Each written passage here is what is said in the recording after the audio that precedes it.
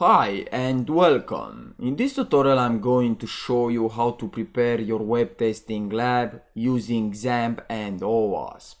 XAMPP is a local Apache server which comes along with PHP, MySQL and a bunch of other good stuff.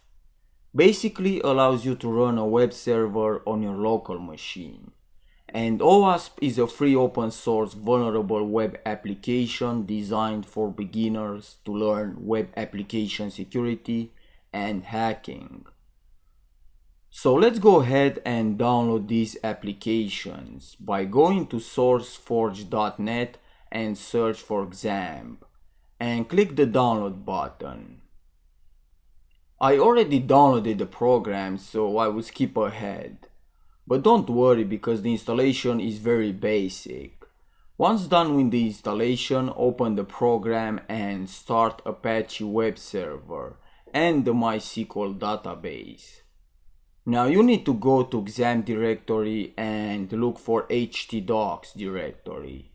That's where OWASP web application is going to be installed.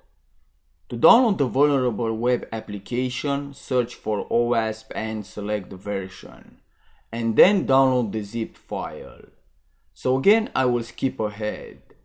After the download has finished, extract the zip file and copy all the files to XAMPP htdocs directory. Now open your browser and go to 127.0.0.1.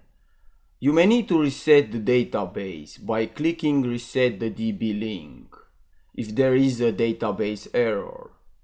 So when you get into the system, there is a menu on the left where you can see different types of attacks like SQL injection, cross-site scripting and many more. But I will cover these attacks in another tutorial. So that's it for this lecture. Thanks for watching and I'll see you next time.